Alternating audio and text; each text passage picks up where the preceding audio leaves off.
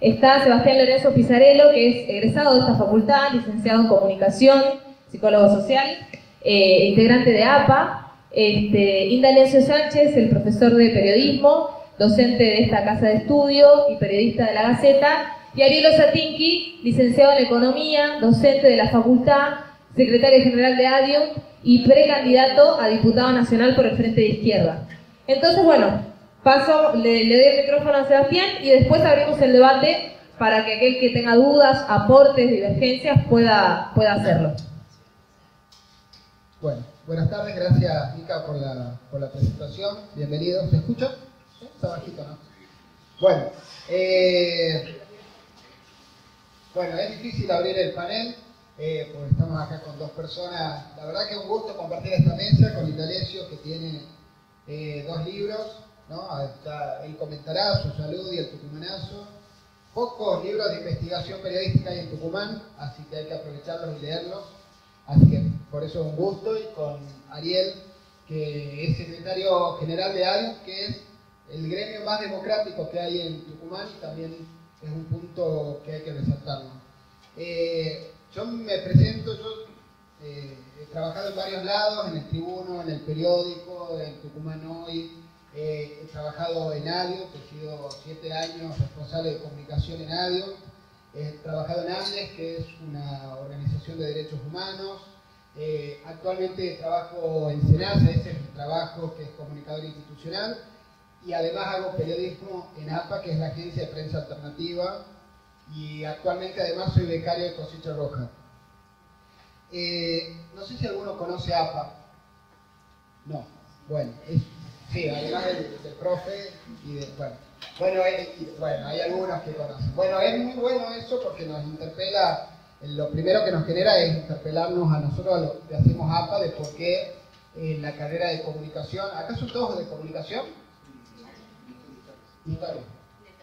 Y letras. Bueno, y Jorge, que es periodista de La Gaceta, está también ahí infiltrado, y profe de artes. Bueno, entonces voy a empezar contando qué es APA, que es la agencia de prensa alternativa. Tenemos una página que es www.apaprensa.com. Tenemos nuestro Facebook, que es APA Prensa. Tenemos nuestro Twitter también y nuestro Instagram. Tenemos 2 documentales hechos. Uno, Costanera, Comunicación de la Esperanza, que relata el proceso de lucha de jóvenes de la Costanera contra las adicciones a través de un programa de radio que hicieron ahí, que nosotros documentamos.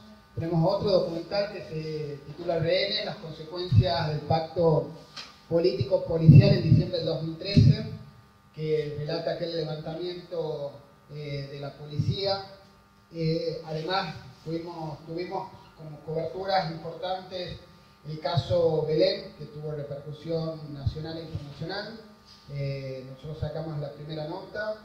Bueno, y varios otros temas. El último tema fuerte que logramos sacar es lo que era la designación de Maggio, Facundo Maggio, que había sido defensor de genocidas y que el gobierno provincial de Mansur lo había designado o elegido en una terna como juez penal.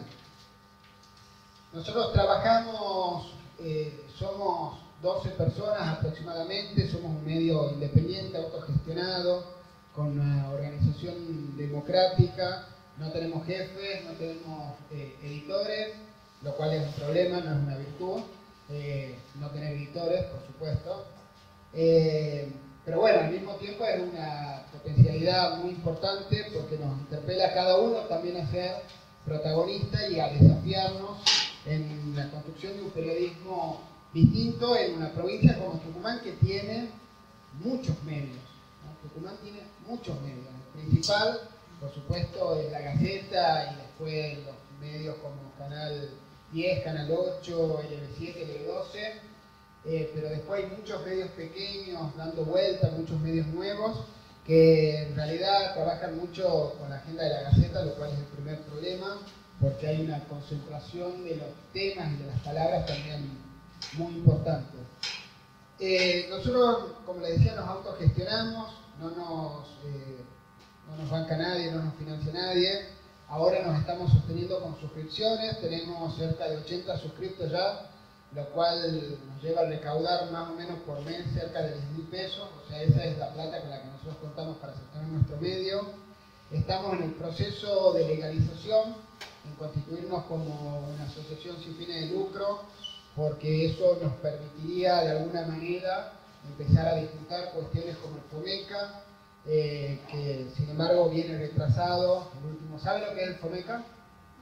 Bueno, es un fomento a las producciones audiovisuales que se había establecido a través de la Ley de Servicios de Comunicación Audiovisuales, que tuvo muchos problemas porque no se lo aplicó de manera democrática, no se lo sacaron a tiempo y ahora con el gobierno de Macri no se los viene pagando. El último FOMECA que se pagó fue en el año 2015, los del 2016 no se pagaron todavía.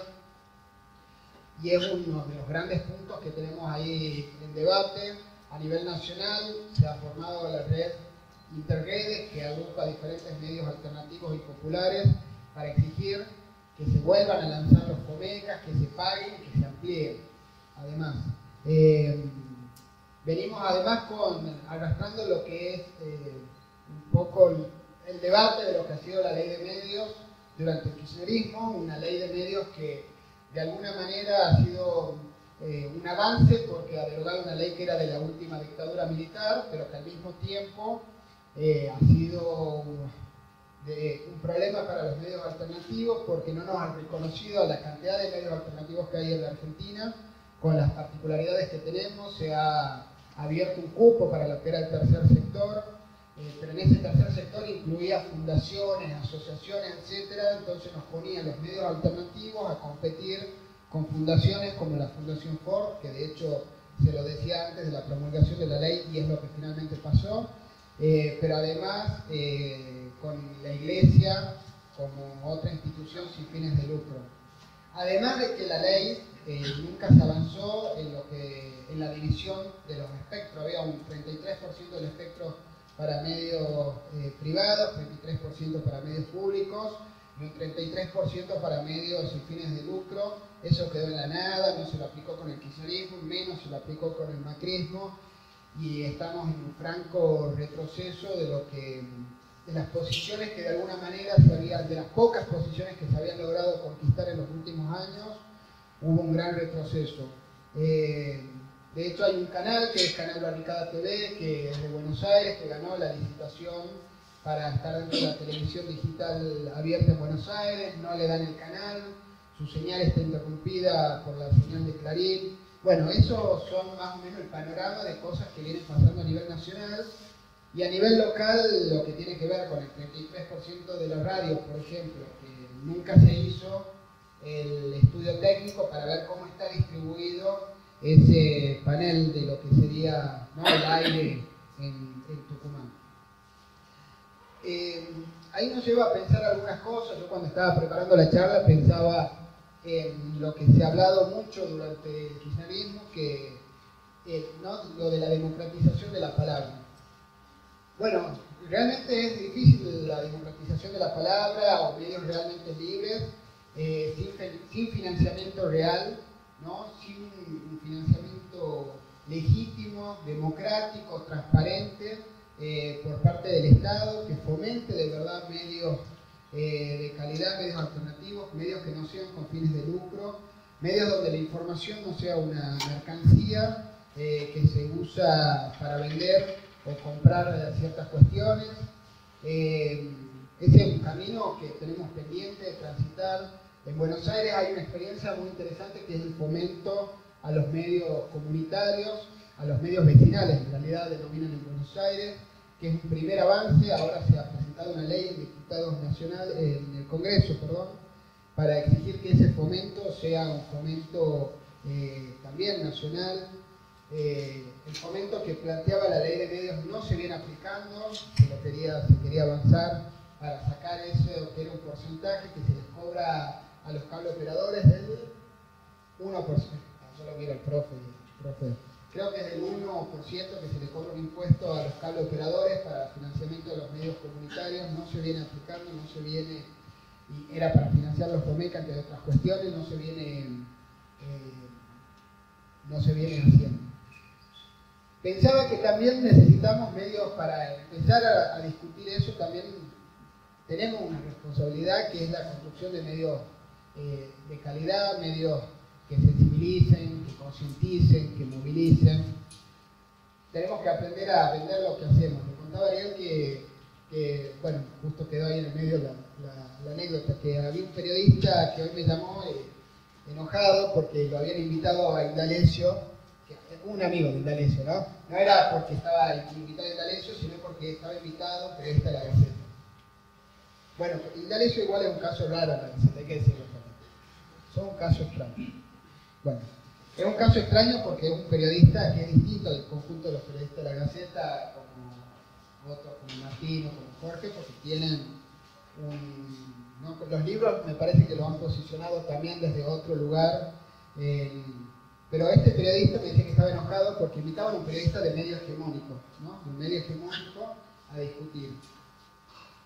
Y yo le decía que es cierto lo que él decía. En general, en la izquierda hay una cierta tendencia digamos, a tener mucha atención sobre lo que pasa con los medios alternativos, con los medios hegemónicos, y poca atención a los medios comunitarios. Pero al mismo tiempo le decía que es culpa, también responsabilidad nuestra, que no sabemos vendernos, entre comillas, como nos corresponde, ¿no? Tenemos que para eso ser medios de mayor calidad, tenemos que hacer medios que sean mucho más legibles, tenemos que hacer medios que lleguen a más cantidad de gente. Me quedan 3 minutos, así que voy a acelerar rapidísimo. Tenemos que avanzar, ocupar espacios, por eso agradezco mucho la invitación acá, porque es muy importante encontrarnos en estos lugares para poder debatir. Tenemos que aprender, tenemos que estudiar mucho más. Hay una transformación, una mudanza de lo que ha sido el viejo periodismo, un nuevo periodismo transmedia, con otras narrativas que tenemos que empezar a entender cómo es ese lenguaje y aprender a aprovechar todas las potencialidades que tienen. Tenemos que saber desarrollar políticas de alianza amplias, pero con posicionamientos claros. Eso también nos exige mayor desarrollo y mayor lectura y mayor desarrollo político e ideológico. Tenemos que construir nuestros lectores, hay que seducirlos, atraerlos, saber vendernos, ¿no? Recalco lo de saber vendernos porque también es nuestra responsabilidad poder ganar esas posiciones y a partir de ahí, sí, empezar a reclamar lo que nos corresponde. Nosotros desde APA estamos avanzando en elaborar un proyecto de resolución para el Consejo Deliberante, para la Municipalidad y una ley provincial que democratice la pauta publicitaria.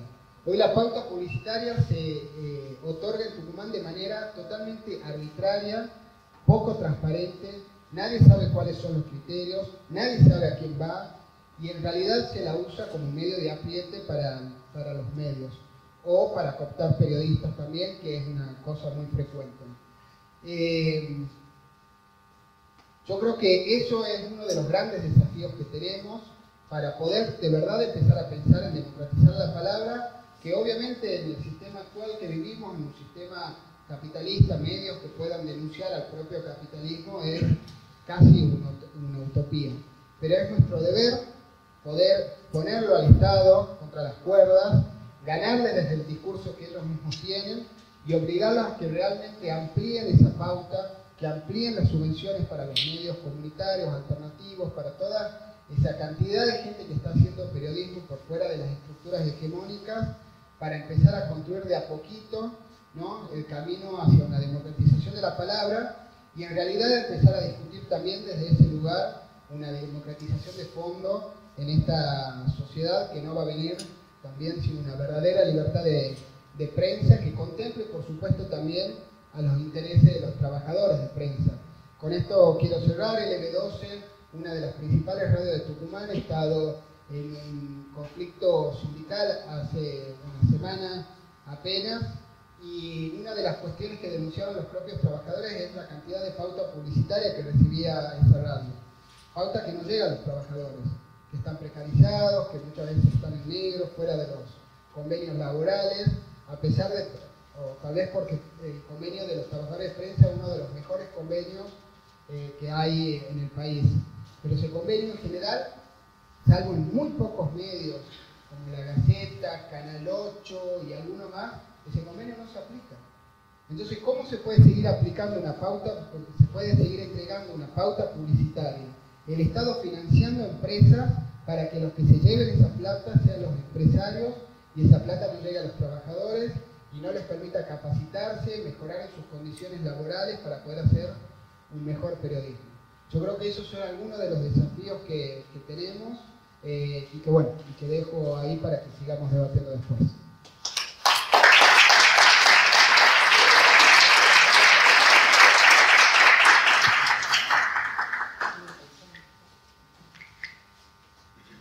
Bueno, buenas noches a todos. Quiero decir que para mí realmente es un placer poder compartir esta mesa con estos dos periodistas, Indalecio y Sebastián, periodistas con los cuales no solo nos informamos, sino que también nos formamos. Lo otro que quería señalar, y lo dijo bien Sebastián acá, es reivindicar esa lucha que se llevó adelante en EDB12 de los trabajadores, que lucharon por sus salarios, que me parece muy importante, el apoyo que recibieron y cómo la llevaron adelante. Yo básicamente quiero señalar una serie de cuestiones que tienen que ver con la charla de hoy, en tanto el rol del periodismo, los periodistas, el tema de la ley de medios. Y con respecto a esto me parece que lo primero que hay que, porque la ley de medios realmente dio una cantidad de tinta y debates y controversias, entonces me parece un poco, digamos, voy a ir un poco a tal vez los antecedentes de la ley de medios, un análisis desde el punto de vista de cómo nosotros conseguimos lo que fue la ley de medios y las características que tuvo y después las consecuencias que se generaron. Y en ese sentido, lo primero que me cae en la cabeza, me surge a mí es lo siguiente: un gobierno, no solo el de Macri, sino que creo que tiene muchas coincidencias con el gobierno anterior, las gestiones tanto de Cristina como de Néstor Kirchner. Gobiernos que pagaron miles de millones de dólares en deuda externa, dieron subsidios millonarios a las empresas privatizadas, impusieron techos salariales. Son gobiernos que realmente van a democratizar la palabra, van a ir realmente contra lo que son las concentraciones. Y entonces me parece que esto es importante a la hora de poder analizar lo que fue la ley de medios que se aprobó en el año 2009. Como antecedente hay que señalar la dictadura, porque la ley de servicios audiovisuales viene de la dictadura. Ya en el periodo democrático, a partir del 83, Alfonsín, Menem, la Alianza y los gobiernos del kirchnerismo hicieron varias modificaciones. Desde Alfonsín en adelante, con Menem, más de 80 decretos que modificaron esa ley que venía de la dictadura. Por un lado, ¿qué es lo que sucedió? Ya con Alfonsín, en la época del 83 al 89, se privatizaron los canales estatales. Eran canales de televisión que eran estatales, se privatizaron. En ese sentido, se avanza ya en la privatización y la concentración. A renglón seguido, se permite ¿qué cosa? Que los dueños de diarios puedan adquirir también radios y canales de televisión. Es decir, que se avanza en la monopolización y obviamente generando multimedios. Luego Menem, ¿qué es lo que hace? Hasta ese momento había un límite de licencias que podían tener las personas físicas o jurídicas, hasta 4 licencias. Menem lo extiende hasta 24. Es decir, que avanza la monopolización, la concentración y la privatización con estos gobiernos. Y me parece que esto es importante tenerlo presente, porque lo primero que quiero dejar claro es lo siguiente: el carácter capitalista de los medios de comunicación. Y esto es un primer tema que me parece importante tenerlo en cuenta.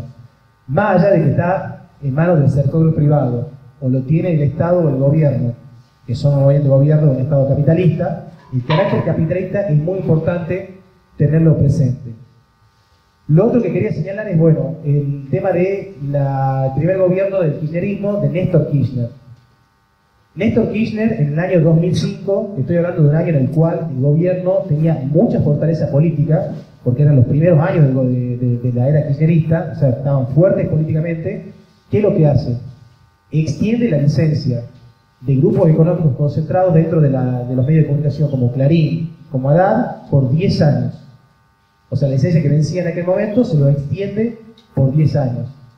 También se dio en su gobierno una fusión que fue muy importante entre Cablevisión y Multicanal, que obviamente esta fusión benefició a quién? Al grupo Clarín, con el cual el gobierno de Néstor Kirchner tuvo muy buenas relaciones hasta el año 2007. Entonces me parece importante tener en cuenta esto, que es como antecedente de la ley de medios. La ley de medios se sanciona en el año 2009. ¿Y la ley de medios qué es? Es realmente la democratización de la palabra, es realmente una batalla contra las corporaciones, contra la concentración. Desde nuestro punto de vista, nada de eso. Realmente el gobierno, ¿a dónde apuntaba? Apuntaba al reparto que había en el mercado entre los monopolios. Era una pelea de eso. El gobierno kirchnerista jugaba muy a fondo a favor de un enorme monopolio que es Telefónica. Y en función de eso, obviamente, batallaba contra Clarín, que era otro monopolio que estaba disputándose en el mercado de los medios de comunicación. Y esto lo podemos ver con las características que tuvo la ley de medios. El gobierno juega a favor, obviamente, el gobierno de Cristina, a favor de Telefónica en el negocio que se conoce como el negocio de triple play. El tema de internet, el tema de telefonía y el tema de la televisión cable o la televisión digital. Y en ese sentido, bueno, tuvo visita de España, conversaciones con Telefónica, bueno, pero creo que esto hay que tenerlo muy presente, que bajo ningún punto de vista se trató de una verdadera democratización de la palabra o una lucha contra las corporaciones, sino que realmente una disputa intercapitalista por los medios de comunicación. Y en esa disputa el gobierno a fondo jugado a favor de las telefónicas y Clarín obviamente disputándole el terreno ahí. Entonces me parece importante tener en cuenta esto porque luego de la ley de medios se produjeron una serie de modificaciones y otras leyes en donde directamente se abrió la posibilidad para que las telefónicas se metan realmente en estos negocios que son negocios millonarios. Cuando hablamos de esto triple play o cuádruple play, algunos hablan, son negocios realmente millonarios donde las telefónicas disputan obviamente ahí las posibilidades de tener ganancias siderales. La ley de medios, primera cuestión que quiero señalar, no atentó contra los monopolios. Clarín, La Nación, cualquiera realmente no tuvo grandes modificaciones a partir de la ley de medios. A lo mejor un atentado no cambió mucho su esencia. Tampoco se prohibió la participación de los capitales extranjeros. Pudieron seguir participando. Lo otro que me parece importante es señalar el tema de lo que son los medios alternativos o comunitarios. Como bien señalaba acá Sebastián, la ley supuestamente garantizaba el 33% para las organizaciones sociales sin fines de lucro. Pero acá estamos hablando de que, por ejemplo, medios alternativos comunitarios tenían que disputar con, por ejemplo, organizaciones ligadas a la iglesia, por ejemplo, o ONG, como mencionaste, la Fundación, o la Fundación Noble, por ejemplo, señora que acaba de fallecer. Es decir, en esa disputa, obviamente, no había igualdad en términos, digamos, y además, ese 33%, ¿quién lo concedía? Era el Estado, el propio gobierno, Mariotto. Entonces, en ese momento, el gobierno, ¿a quién le va a dar la concesión, la licencia? ¿Le va a dar realmente, por ejemplo, a un sindicato combativo que confronta con el gobierno? ¿O se lo va a dar, por ejemplo, a la burocracia sindical de aquel entonces de Moyano? Por supuesto que el gobierno, cuando da o no las posibilidades, tiene que ver también si el sector es más crítico o menos crítico, o si confronta o no con la política que lleva adelante el gobierno. No es que a todo le da por igual. Entonces, una cosa me parece importante, porque hay que tener en cuenta a la hora de analizar esto de la democratización del espacio mediático. Democratizar el espacio mediático. Además, yo me imagino una radio comunitaria en la disputa, en la competencia con Radio Mitre, por ejemplo. Hay una igualdad en términos de tecnología, de avance técnico, de capital que cuentan bajo ningún punto de vista. Entonces, también acá hay que tener presente de que se habla supuestamente de una igualdad de oportunidades que garantizaba la ley sobre la base de la desigualdad real existente. Y entonces esto me parece importante tenerlo en cuenta porque esa radio comunitaria, por ejemplo, ¿cómo se financia? ¿Cómo adquiere financiamiento? Se hablaba, por ejemplo, que las universidades iban a poder tener acceso a servicios audiovisuales. ¿Y con qué presupuesto? Bueno, con el presupuesto universitario. O sea, con el presupuesto universitario, que es de ahogo presupuestario, con eso supuestamente tienen que financiarse y poner en pie todo, digamos, las señales con respecto a los medios de comunicación. Entonces estas cuestiones me parece que son importantes tenerlas en cuenta, reflexionarlas a la hora de entender, digamos, la esencia de la ley de medios. Yo creo que hay una desigualdad real, imposibilita esa igualdad de oportunidades, y esa desigualdad real, la ley de medios no la alteró. Lo otro, el tema del Estado, porque bien, se dijo 33% el sector privado, 33% organizaciones sociales sin fines de lucro y el 33% el Estado. La estatización no es sinónimo de libertad de expresión bajo ningún punto de vista, o de libertad de prensa, bajo ningún punto de vista. Puede estar en manos del Estado y el Estado, digamos, darle al sector privado mediante un usufructo. O a su vez también el Estado puede en sus propios medios llevar adelante una política de censura, incluso despidos. Acá hay medios del Estado como Tela, como Radio Nacional, que censuraron o despidieron trabajadores de prensa. porque llevaron adelante opiniones puntos de vista distintos a lo que era la política, o eran críticos de la política del gobierno de entonces. Entonces, en este caso, no simplemente se trata de si el medio de comunicación está en manos estatales, sino el control y la gestión. Si el control y la gestión la hace el gobierno y el Estado, sus representantes, puede terminar en despidos. Si la hacen los trabajadores de prensa, sería otra la historia.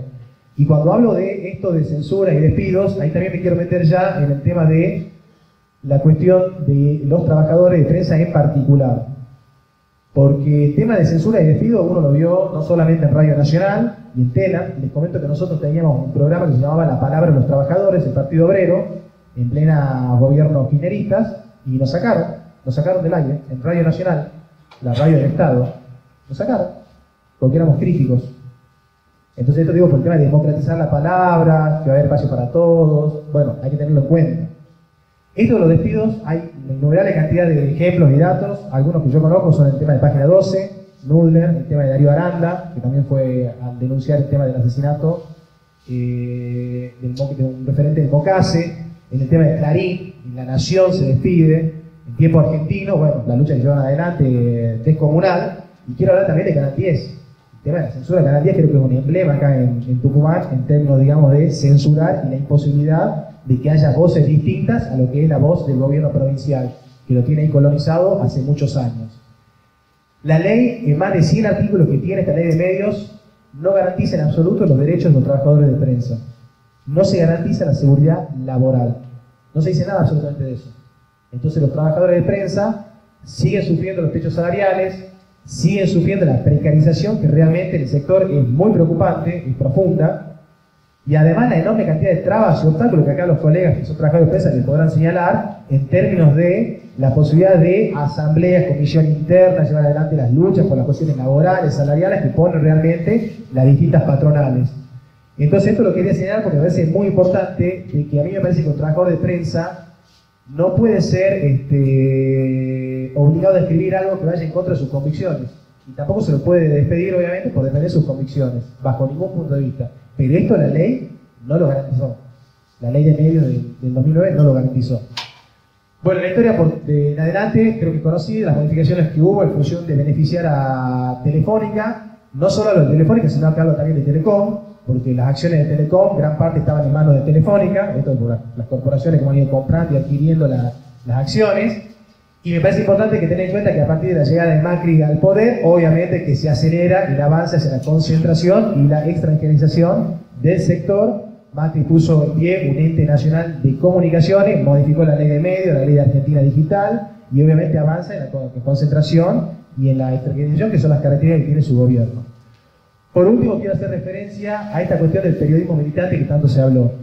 Y esto me lleva primero a señalar algo que me parece que es importante, y el tema de la nata.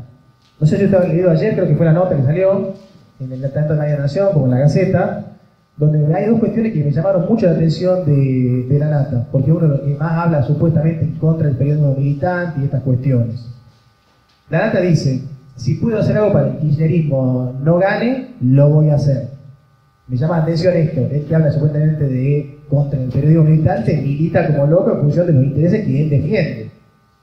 Lo otro que me llama la atención es lo siguiente, él dice, con respecto a Macri y su gobierno, ¿hay un blindaje mediático? Por supuesto que hay un blindaje mediático, dice. Con Macri, paciencia. Los medios, paciencia. ¿Aumenta la pobreza? Paciencia. ¿Precariza? Paciencia. ¿Aumenta la desigualdad? Paciencia. Entonces, en este sentido, hay que tener en cuenta, me parece a mí, que la nata milita como loco. Y esto es obvio. Y además, digamos, no me sorprende, porque la idea esa que él quiere transmitir en un momento que hay que tener una supuesta objetividad y una abstracción de todo eso es un verso absoluto. Porque cada uno tiene su idea, cada uno tiene un sector de la sociedad o una clase social a la cual defiende o a la cual, digamos, defiende, y en ese sentido, la nata obviamente está colocado en el campo de defender el actual orden económico y social, y bajo ningún punto de quiere una transformación del mismo.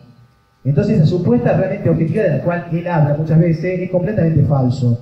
Me parece que él forma parte de aquellos periodistas que tratan o están jugados a fondo en la confusión, en el ocultamiento, Y en ese sentido me parece interesante dos tapas del diario Clarín, que creo que es un emblema de esto de ocultar y confundir a la opinión pública. 24 de marzo del 76, tapa del diario Clarín. Nuevo gobierno. O sea, la dictadura genocida de Videla y compañía, para Clarín era la llegada de un nuevo gobierno. Festejando esto por Clarín. Lo otro es el asesinato de Costequi y Santillán, en aquel año 2002. ¿Qué es lo que dice Clarín? La crisis se cobró 2 nuevas muertes. Impresionante. Los asesinatos por Duvalde y Aníbal Fernández de Costequi y Santillán para Clarín era la crisis que ha generado 2 nuevas muertes.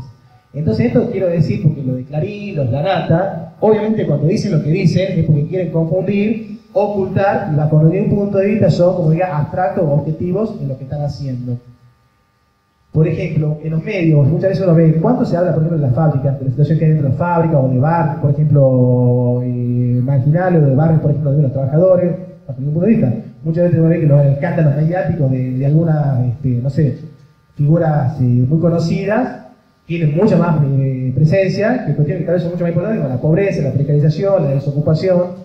Entonces, en ese sentido me parece muy importante. Entonces, ya con esto quiero ir cerrando. Me parece que yo quiero realmente reivindicar la militancia y la independencia de los trabajadores de prensa y de los periodistas. Creo que así, el periodista militante, la militancia, pero la militancia que tiene que ser obviamente desde un punto de vista independiente, tiene que ser consciente y tiene que ser organizada. Considero que tiene que haber obviamente una plena libertad de expresión, una irrestricta libertad de expresión, no puede estar condicionada por el carácter capitalista de los medios de producción y obviamente que tiene que ser fruto de la propia organización de los trabajadores de prensa. Y por último, contra el monopolio obviamente empresarial, nosotros somos partidarios obviamente de que la comunicación social esté en manos de los trabajadores de prensa y de las organizaciones sociales, políticas, culturales, artísticas y de los derechos humanos. En ese sentido, habrá realmente una verdadera comunicación que esté realmente al servicio de los trabajadores y del pueblo. Nada más.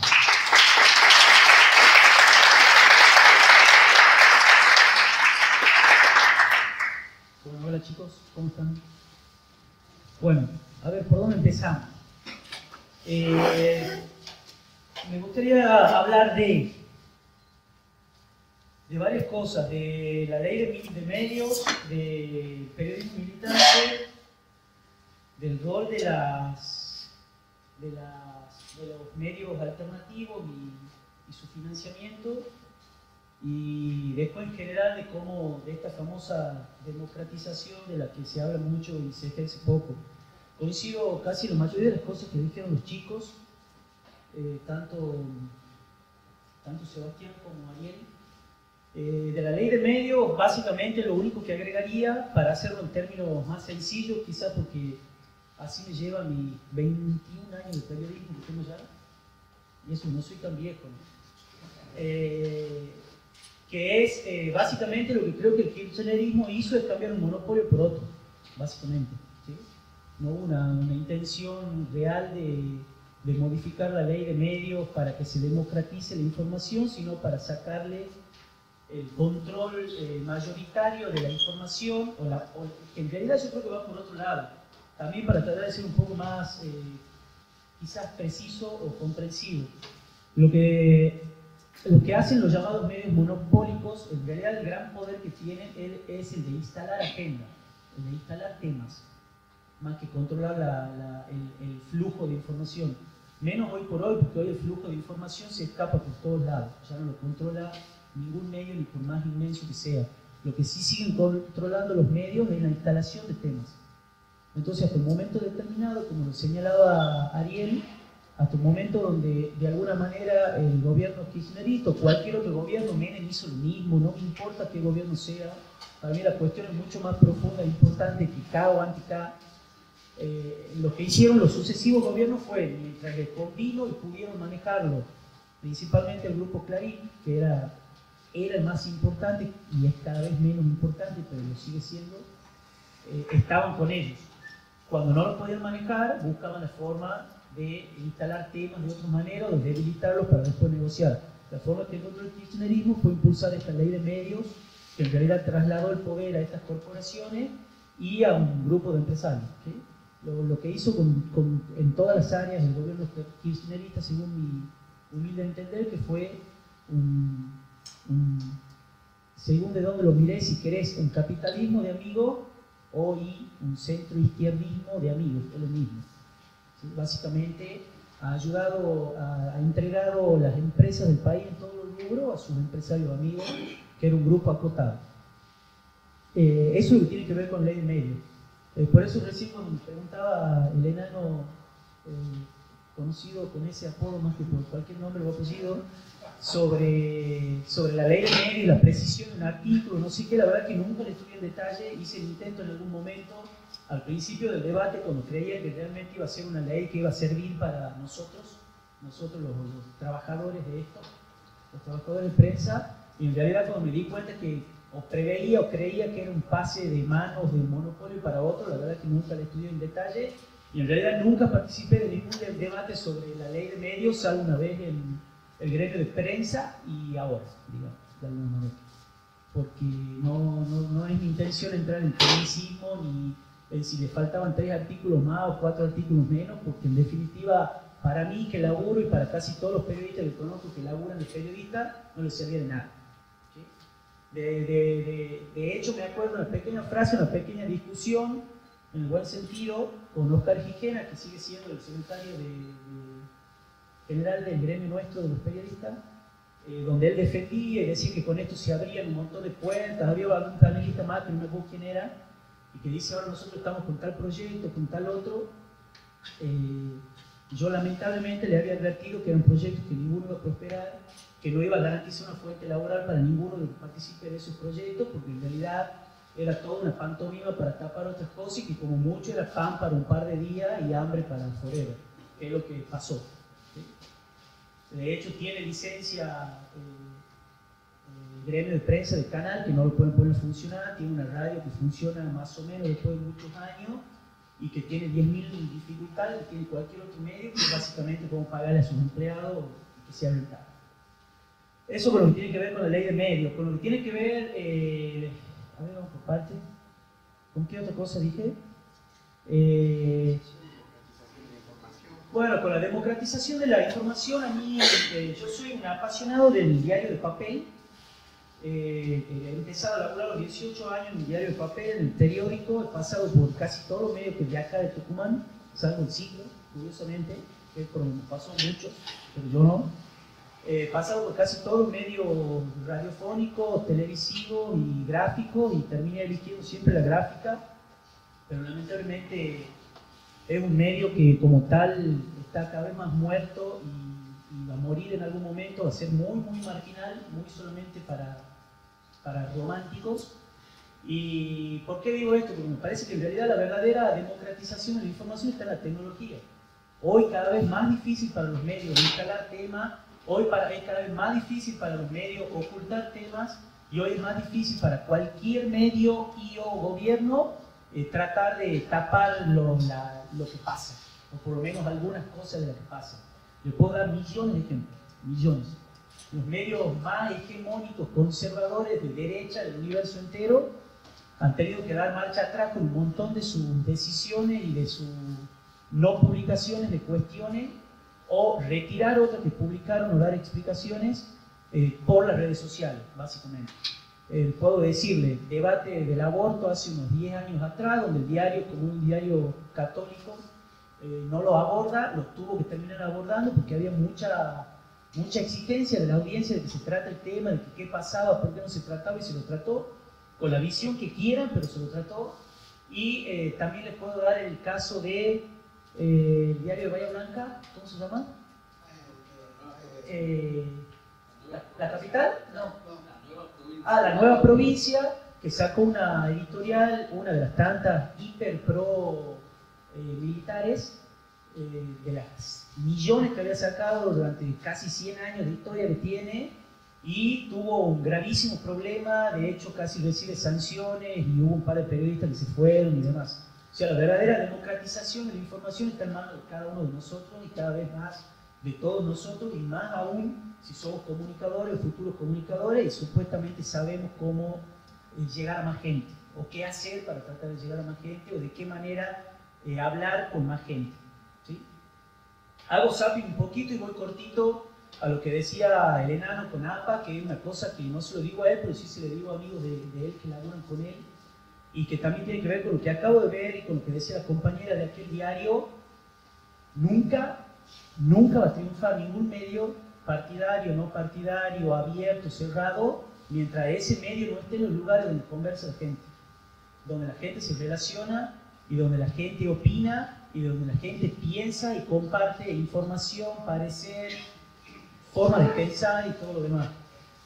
Si ese diario o APA no tiene más presencia en las redes sociales y no tienen una manera de llegar con claridad y con fuerza a la audiencia, no van a pasar de la audiencia que tienen y de los márgenes históricos del nacimiento de cada uno de esos medios. Hoy esa es la realidad, no es una cuestión, y me parece que en eso tenemos todos, lamentablemente muchos, la mayoría, inclusive esta carrera está estructurada con un conservadurismo desde el punto de vista de los medios que hace que cada uno de nosotros, cuando egresamos de esta facultad, seamos obsoletos. ¿Sí? Aprendemos de una manera obsoleta, por ende comunicamos de una manera obsoleta y hasta romántica. Y esto no es una cuestión de romanticismo, es una cuestión de realidad. Les puedo dar miles de ejemplos. Uno de los íconos de partidos cuasi comunistas, de países cuasi comunistas como China o como Rusia, tienen las mejores y más grandes cadenas de medios y están en las redes sociales. ¿Sí? RT la deben conocer mucho y capaz la conocen a RT y no conocen a APA, que es Tucumán. Y tiene una estructura montada en las redes sociales y con un discurso de redes sociales y de pesca, en el buen sentido de la palabra, de audiencia a través de hacer un periodismo que comunica los temas que le interesa al gobierno de Rusia, pero que también comunica todo lo demás y que está en ese lugar y se mete en esa conversación. Para mí esa es la verdadera democratización que hay hoy, son esas herramientas y tener en claro que aprendamos a usar las herramientas. O sea, a mí me parece una locura hoy por hoy. Me pasaba hasta hace poco, que tiene que ver con un montón de cosas, y que mencionaba redes sociales que ustedes no las conocían, o que casi ninguno lo usaba. Yo todos los años, cuando empezaba la primera clase, preguntaba quién sabía o quién usaba Twitter, y me levantaban las manos 2 o 3. Ahora me levantan 2 o 3, pero porque usan otra. Pero hace un par de años me levantaban 2 o 3 porque no las conocían, o no les interesaba, y me parece complicado que estudiantes de comunicación no entiendan que las comunicaciones están pasando por esos lugares y son lugares que los tenemos que conocer desde el punto de vista profesional. Eso es lo que tiene que ver con esto. Vuelvo de nuevo para otra parte de la charla que tiene que ver con el periodismo militante y con los medios hegemónicos. Siendo con los medios hegemónicos, decía algunas cosas Sebastián y otras cosas Ariel, uno de esos medios en los que yo trabajo, en la Gaceta. Sin duda alguna son hegemónicos porque manejan gran parte del discurso informativo y gran parte de los recursos para hacerlo. Pero creo que también hay mucho prejuicio y que eso condiciona el conocimiento. Hay mucho prejuicio de los que están adentro para los que están afuera y los que están afuera para los que están adentro. Y siempre pienso y digo lo mismo, que perdemos de vista muchos en general que cuando estamos hablando de medios hegemónicos no estamos hablando de periodistas hegemónicos. Estamos hablando de periodistas que trabajan en un medio hegemónico, que uno lo puede ejercer ese trabajo con una cercanía mayor o menor al pensamiento, a la línea editorial de ese medio hegemónico, es una cuestión.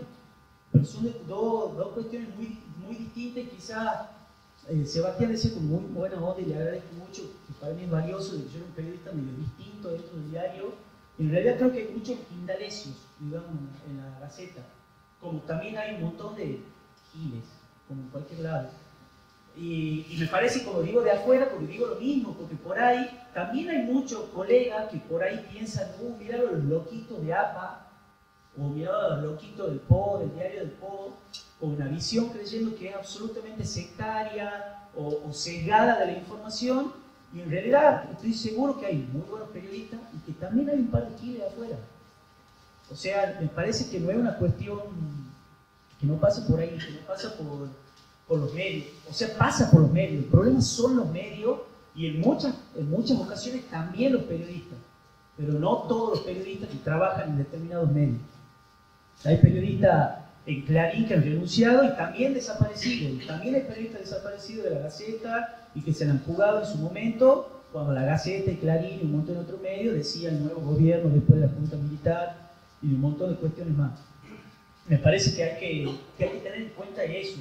Y vuelvo a lo mismo, me parece que por ahí hay un romanticismo estúpido, digamos, con ese tipo de cuestiones, o sea, con el oponerte a la Gaceta porque es la Gaceta. Entonces, claro, lo veo a Indalecio y dice, uy, ahí va el gil ese porque labura la Gaceta, ¿sí? Y viceversa, o viceversa, ¿sí? Y me parece que eso condiciona, cuando uno menos información tiene, más poder relega a los medios hegemónicos en este caso y viceversa. ¿Sí? No, tenemos que informarnos, tenemos que dar la chance de saber qué onda, de qué está pasando ahí adentro y de saber dónde están las rendijas para poder aprovechar cada una de las situaciones.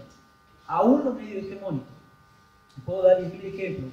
Está sentado ya Martincito de Z, que labura también en APA, que antes de entrar a la Gaceta laburaba en APA, y la Gaceta está tratando temas que antes no trataba porque está él, porque molesta y lo impone, y lo metemos a los temas que antes el diario no le daba bolilla porque lo miraba de costado, porque no se daba cuenta, o porque en ese momento creía que no era tan importante o no había ninguno que le interese ese tema.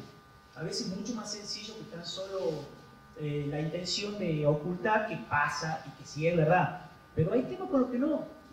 Y tener una rendija de un tipo que te está contando y que la Gaceta está contando y es tapa de la Gaceta los problemas de la costanera y etcétera, que no se hace, y porque hay un tipo adentro que se ha puesto a ver de qué manera poder ir colando esos temas. Yo creo que los periodistas, no importa en qué medio laburemos, tenemos que ser como Darren. No sé si uno vio la película, la serie. Justiciero de día, abogado de día, justiciero de noche. Hay que buscar la rendija. Uno siempre busca la forma, si quiere, de aprovechar en buen sentido la rendija para mejorar el mundo, ¿sí? O para mejorar nuestra realidad. Y yo creo, relacionado al periodismo militante, que es eso. Para mí el periodismo militante, el periodismo es militante, sin duda alguna. Pero para mí el periodismo tiene que ser militante de las causas justas, cualquiera sea. ¿Y cuáles son las causas justas? Las que se van de la mano de la justicia social, y hacer ruido y molestar a todo lo que se oponga a ese bien común. Para mí ese bien común no tiene color partidario. El periodismo militante sí, para mí el periodismo partidario es una manera de hacer periodismo. El periodismo partidario que se pega a un partido en un medio masivo, que no sea un medio partidario, para mí no es periodismo. ¿Cómo hago yo, si yo fuese kirchnerista y laburara en cualquier medio que no sea del partido justicialista, para pegar y para resaltar y para poner en titular lo que se ha robado, lo que ha habido de corrupción o lo que sea? ¿Cómo hago yo, si soy macrista o radical y hay un gobierno de ese partido político, tengo simpatía para pegarle, sacarle y mostrarle eso que está haciendo mal? ¿Cómo hago para defender la causa justa si por encima de la defensa de esa causa justa está la defensa de un partido político, o de un gobierno, o de un movimiento de gobierno? Para mí, les reitero, el periodismo militante es eso, es militar por las causas justas y defenderlas y mostrar las que no son. Respecto de la ley de medios y demás, había notado un par de cuestiones más. Para mí hay dos cuestiones fundamentales que tienen que ver con nosotros, con los periodistas, con los trabajadores de prensa, que no están presentes, que las mencionaron también ambos y que sí creo que son claves, muy importantes. Una es la de financiamiento, que sepamos por qué el Estado le da plata a los medios y a qué medio le da y por qué le da menos o más a uno que a otro, y que le fije un criterio. Podemos estar más a favor o menos a favor de ese criterio, pero que lo fije.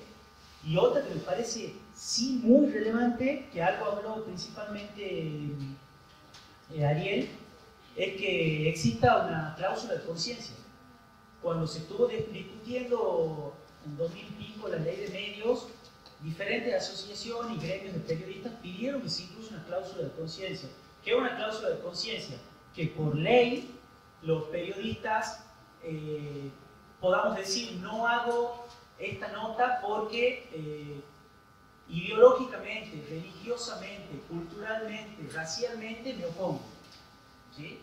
Y que no sea una causal de despido, ni de discriminación, ni de pisoteo de cabeza, ni de nada que afecte laboralmente la tarea diaria periodística por habernos manifestado que nuestra conciencia, nuestras creencias de cualquier tipo nos impiden estar a favor o en contra de eso.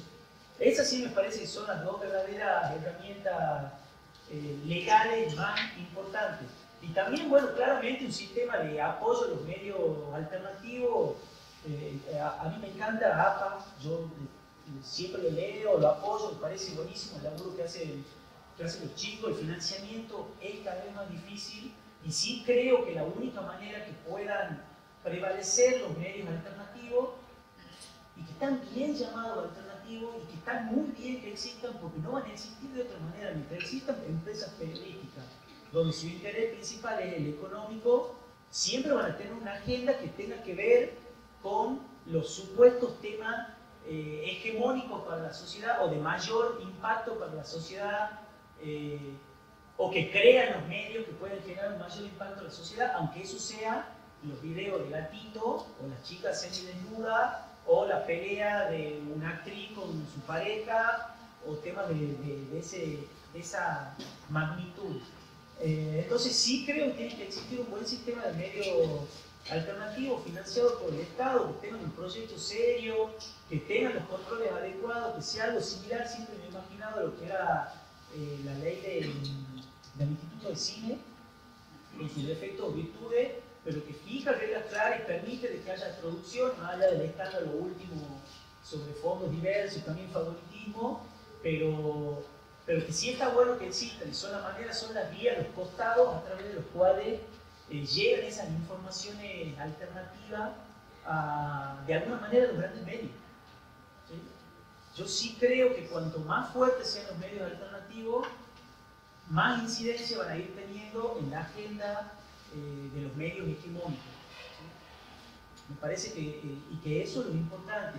Y yo reitero, y soy capaz que medio cabeza dura como buen gallego que soy, porque yo mismo soy así, que me parece que una de las maneras de crecer como sociedad y de realmente democratizar es salir de los fanatismos y salir de las etiquetas en todo sentido. De la etiqueta de los medios hegemónicos, de la etiqueta de un público determinado. Y vuelvo a dar el ejemplo. Chicos, si no vamos a morir en ese público. No vamos a tener nunca más público si no abrimos la cabeza más allá de nuestro pensamiento, de nuestra ideología. Más allá de que no nos demos cuenta de buscar cuáles son los vértices con los que compartimos algo con las personas que nos rodean. Más nosotros que somos comunicadores. Si haces un blog de cine europeo y solamente te volvés fundamentalista del cine europeo, pero vos querés que tu pensamiento llegue más allá de lo que son los fanáticos solamente del cine europeo, buscar un vértice para también hablar de Hollywood, para hablar del cine indio, buscar un punto en común para que llegue a más gente conozca el cine europeo. Si no, va a morir con la misma audiencia que van a ser lo mismo 100 o 1000 o 100.000 que gustan del cine europeo y punto. ¿Sí?